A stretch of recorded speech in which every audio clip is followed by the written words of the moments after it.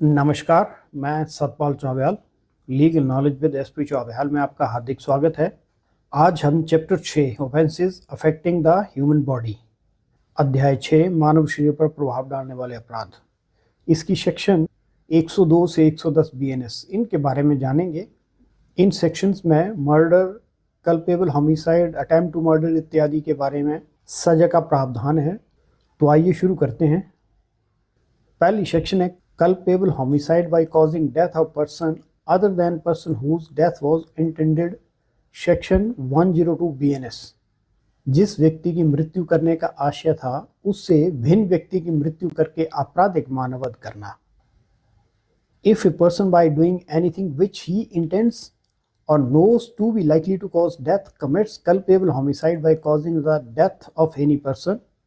यदि कोई व्यक्ति इस नीयत के साथ या ये जानते हुए कोई काम करता है कि जिससे वो किसी व्यक्ति का आपराधिक मानववध करेगा, whose death he neither intends nor knows himself to be likely to cause, जिसकी मृत्यु करने की ना तो उसकी नीयत थी ना ही वो जानता था कि उसकी मृत्यु होने की संभावना है। The culpable homicide committed by the offender is of the description of which it would have been if he had caused the death of the person whose death he intended or knew himself to be likely to cause। तो अपराधी द्वारा किया गया ऐसा आपराधिक मानववध उसी भांति का माना जाएगा मानो वह जिस व्यक्ति की मृत्यु करना चाह रहा था उसी व्यक्ति की मृत्यु उसने ऐसे आपराधिक मानववध के द्वारा की हो।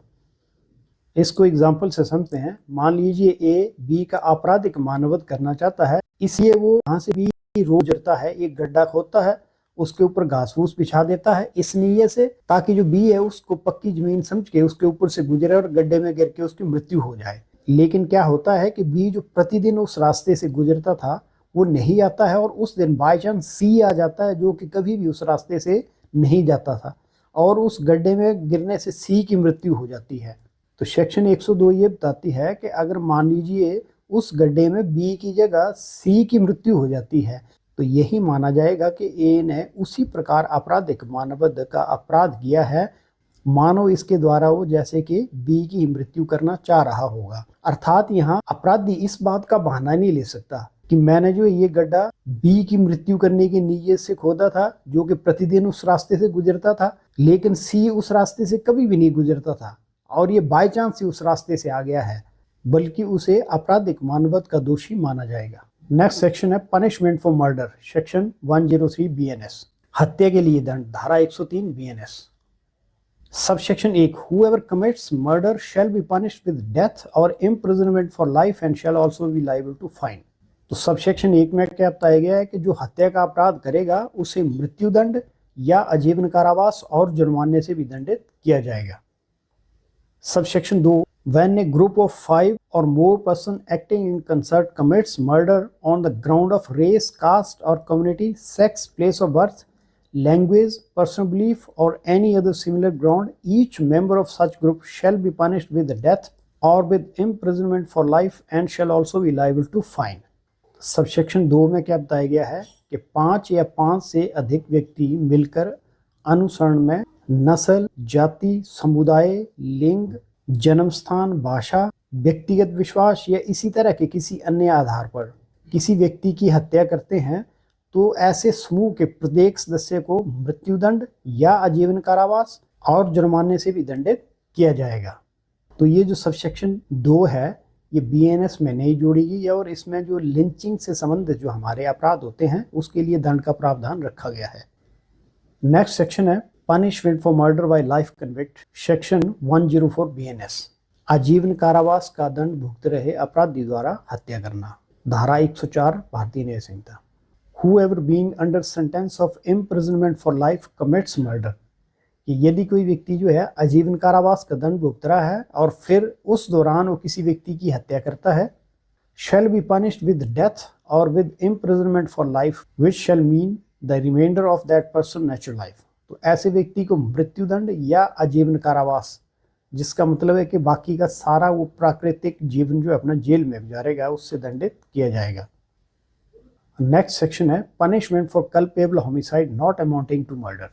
हत्या की कोटि में न आने वाले आपराधिक मानववध के लिए दंड, धारा 105 BNS. Whoever commits culpable homicide not amounting to murder, जो कोई ऐसा आपराधिक मानववध करेगा जो कि हत्या की श्रेणी में नहीं आता हो, with the intention of causing death, मृत्यु करने की नीयत से, या with the intention of causing bodily injury likely to cause death, ऐसी शारीरिक चोट पहुंचाने की नीयत से जिसमें मृत्यु होने की संभावना हो, shall be punished with imprisonment for life or imprisonment of either discretion for a term which shall not be less than 5 years, what which may extend to 10 years and shall also be liable to fine. तो ऐसे व्यक्ति को आजीवन कारावास या दोनों में से किसी भांति के कारावास जो 5 वर्ष से कम नहीं हुआ किंतु 10 वर्ष तक का हो सकता है और जुर्माने से भी दंडित किया जाएगा.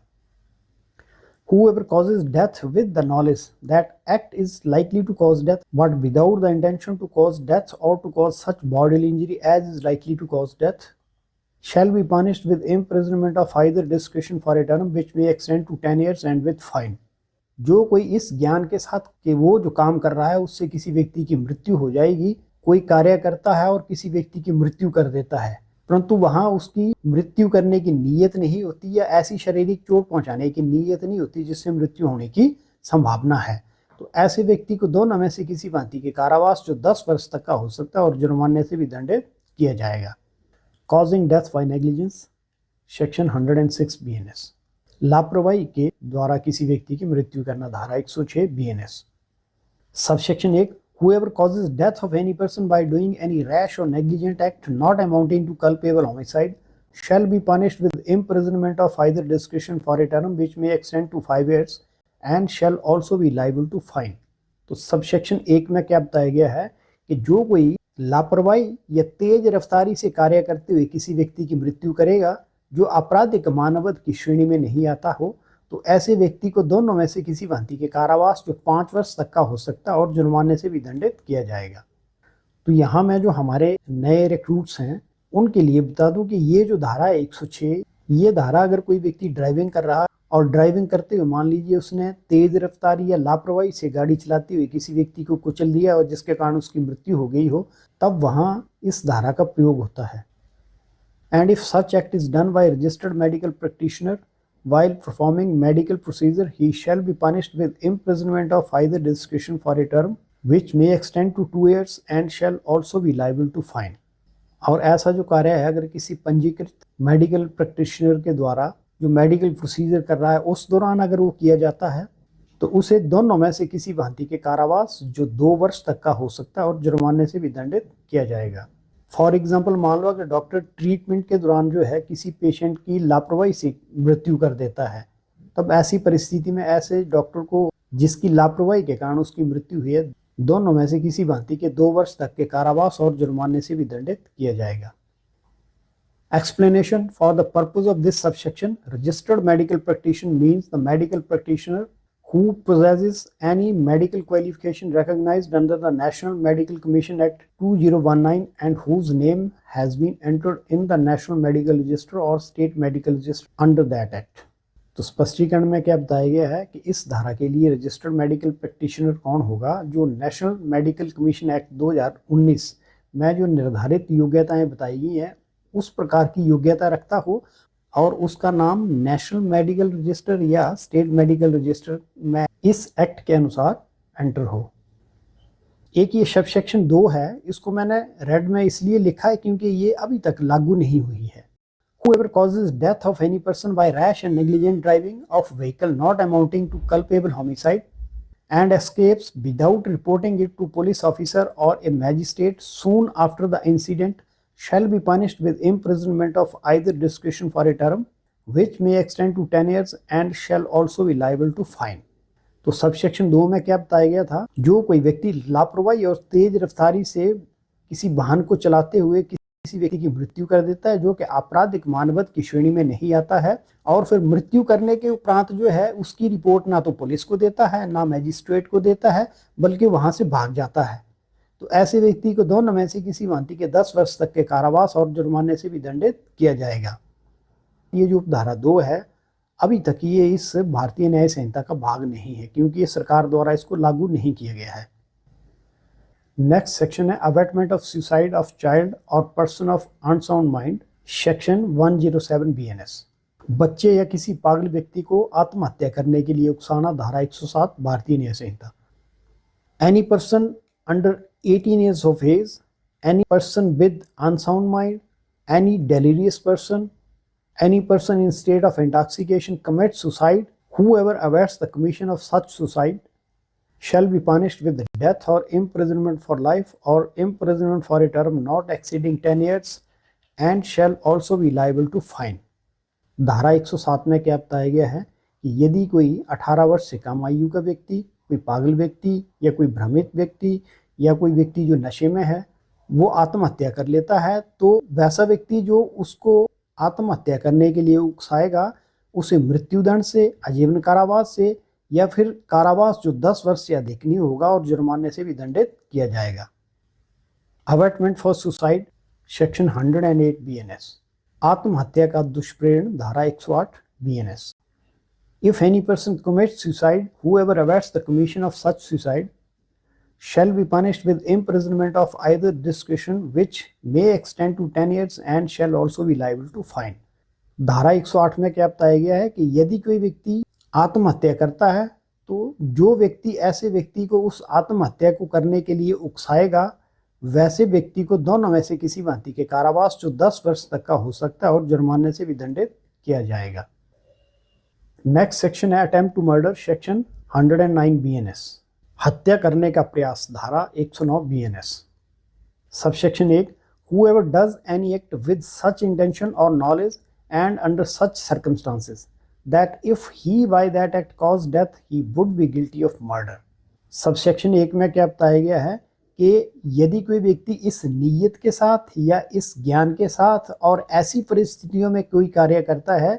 जिससे अगर वो किसी व्यक्ति की मृत्यु कर देता तो उसे हत्या के लिए दोषी माना जाता। shall be punished with imprisonment of either discretion for a term which may extend to 10 years and shall also be liable to fine।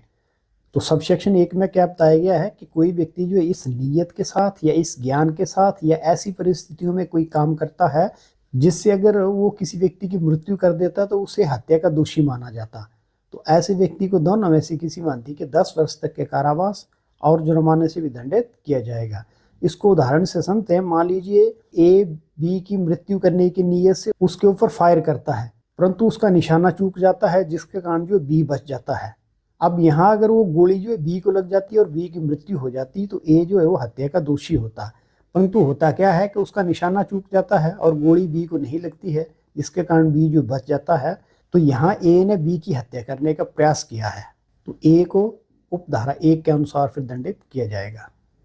And if hurt is caused to any person by such act, the offender shall be liable either to imprisonment for life or to such punishment as is herein before mentioned। और वो जो व्यक्ति कार्य करता है अगर उससे किसी व्यक्ति को चोट पहुंचाए तो ऐसे व्यक्ति को आजीवन कारावास या फिर जैसे कि ऊपर बताया गया अर्थात 10 वर्ष तक के कारावास और जुर्माने से भी दंडित किया जाएगा। ए जो बी की मृत्यु करने की नीयत से उसके ऊपर गोली चलाता है, अब वो जो गोली है बी को टच करके निकल जाती है और बी खाली जख्मी होता है बल्कि बी की मृत्यु नहीं होती है। तो इस पैरे के अनुसार ऐसी परिस्थिति में जो ए है उसको आजीवन कारावास या फिर जैसे ऊपर बताया गया अर्थात 10 वर्ष तक के कारावास और जुर्माने से दंडित किया जाएगा। Subsection 2, when any person offending under subsection 1 is under sentence of imprisonment for life, he may, if hurt is caused, be punished with death or with imprisonment for life which shall mean the remainder of that person's natural life। और subsection 2 में क्या बताया गया है कि यदि जो अपराधी है वो आजीवन कारावास की सजा भुगत रहा है और फिर इस काम को करता है अर्थात किसी व्यक्ति की हत्या करने का प्रयास करता है और उससे किसी व्यक्ति को चोट पहुंच जाती है तो अपराधी को मृत्युदंड या आजीवन कारावास, जिसका मतलब है कि उसकी बाकी की जो प्राकृतिक लाइफ है वो जेल में ही गुजरेगी, से दंडित किया जाएगा। Attempt to commit culpable homicide, section 110 BNS। आपराधिक मानववध करने का प्रयास करना, धारा 110 BNS। Whoever does any act with such intention or knowledge and under such circumstances that if he by that act caused death, he would be guilty of culpable homicide not amounting to murder। तो धारा 110 में क्या बताया गया है कि यदि कोई व्यक्ति इस नीयत के साथ या इस ज्ञान के साथ और ऐसी परिस्थितियों में कोई कार्य करता है जिसके कारण अगर वो किसी की मृत्यु कर देता तो वो आपराधिक मानवत जो हत्या की श्रेणी में नहीं आता है उसका दोषी होता। shall be punished with imprisonment of either discretion for a term which may extend to 3 years or with fine or with both। तो ऐसे व्यक्ति को दोनों में से किसी भांति के कारावास जो 3 वर्ष तक का हो सकता है या जुर्माना या दोनों से दंडित किया जाएगा। And if hurt is caused to any person by such act shall be punished with imprisonment of either discretion for a term which may extend to 7 years or with fine or with both। और अगर इसमें किसी व्यक्ति को कोई चोट पहुंच जाती है तो ऐसे व्यक्ति को दोनों में से किसी भांति के कारावास जो 7 वर्ष तक का हो सकता है या जुर्माना या दोनों से दंडित किया जाएगा। इसको एग्जाम्पल से समझते हैं। मान लीजिए ए बी की मृत्यु करने की नीयत से एक गड्ढा खोदता है और उसके ऊपर लकड़ियां और घास फूस इत्यादि बिछा देता है ताकि बी उसको पक्की जमीन समझती हो उसके ऊपर से गुजरे और उस गड्ढे में गिर के मर जाए। अब बी उसके ऊपर से गुजरता है, उस गड्ढे में गिरता है। अब मान लीजिए अगर बी की मृत्यु हो जाती तो ए जो है वो आपराधिक मानवत का दोषी होना था, परंतु यहाँ मान लीजिए कि बी की मृत्यु नहीं होती, वो केवल गड्ढे में गिरता है और उसे चोट भी नहीं पहुंचती। अगर उसे चोट भी नहीं पहुंचती है तो उसे 3 वर्ष तक के कारावास या जुर्माना या दोनों से दंडित किया जाएगा। परंतु मान लीजिए कि उसे कुछ चोटें आई हैं शरीर पर, तो ऐसी परिस्थिति में ए को दोनों में से किसी भांति के 7 वर्ष तक के कारावास या जुर्माना या दोनों से दंडित किया जाएगा। आज के लिए इतना ही। अगर ये मेरा लेक्चर आपको अच्छा लगा हो तो प्लीज़ इसे लाइक कर दें, शेयर कर दें और मेरे चैनल को सब्सक्राइब कर दें। इसके अलावा अगर उपरोक्त संदर्भ में आपका कोई प्रश्न हो तो वो भी आप मुझे भेज सकते हैं और मैं उसका शीघ्र अतिशीघ्र उत्तर देने का प्रयास करूंगा। धन्यवाद।